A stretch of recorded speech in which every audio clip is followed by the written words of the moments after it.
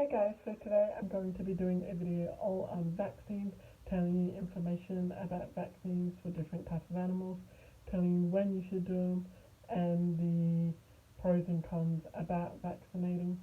Just a little disclaimer, I will be looking down, and that's because I have all my information in this notebook, so I don't miss anything out. So if I'm looking down, that is why.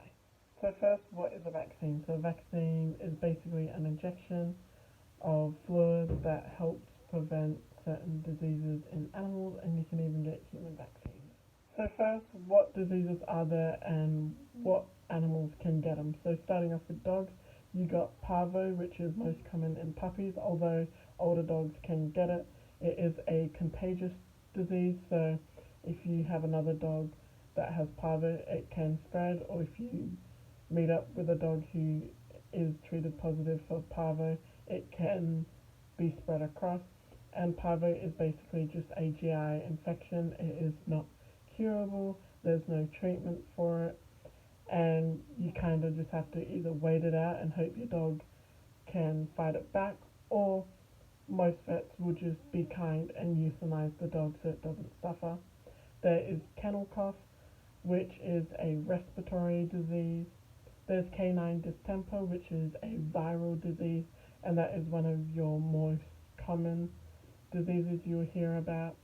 And then some of your rarer is things like rabies, although if you're in a place such as New York, that is going to be a lot more common. So ferrets can catch the same thing, so they can get canine distemper and they can get rabies. Cats can catch leukemia virus, which basically destroys their immune system, and they can also get rabies.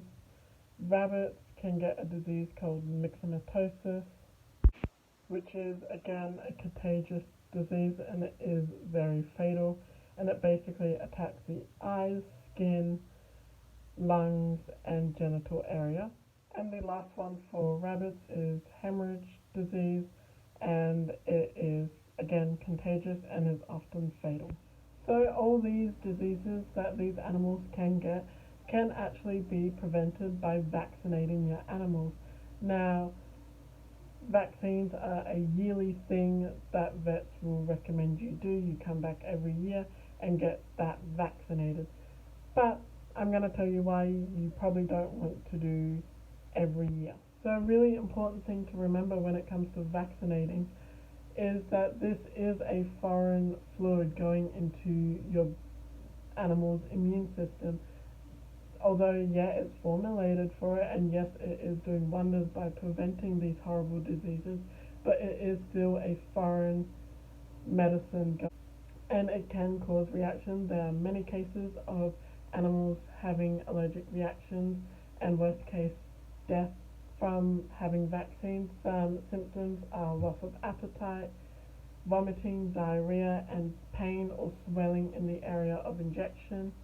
Now you can search these up, there's many articles on it.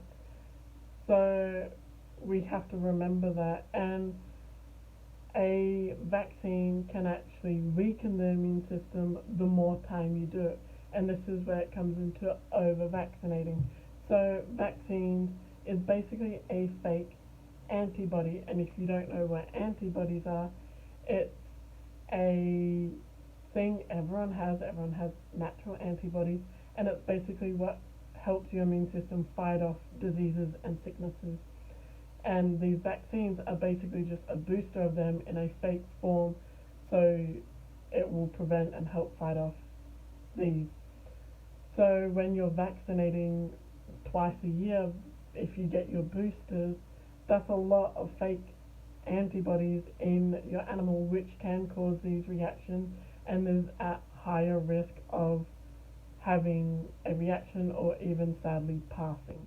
So what can you do to prevent over-vaccinating and still keep your animals protected? So I'm not against vaccines. I definitely think if you have a puppy, a kitten, or like a baby animal, get the first rounds of shot. Yes, definitely, because that's going to prevent especially puppies from parvo, because puppies are still growing, their immune system is still getting stronger as they grow.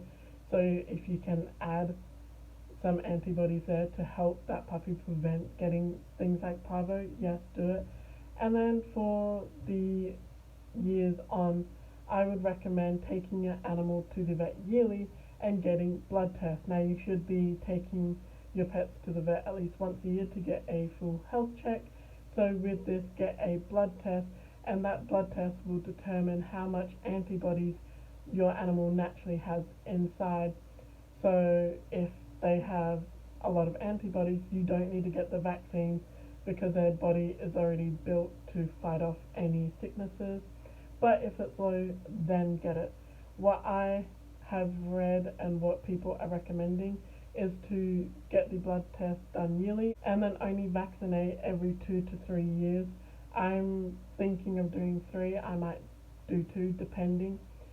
So I would just leave vaccinating for every 2 to 3 years because then you're still helping your animal's immune system when you get the vaccines, but your animal can kind of have a break and it can kind of work its natural antibodies.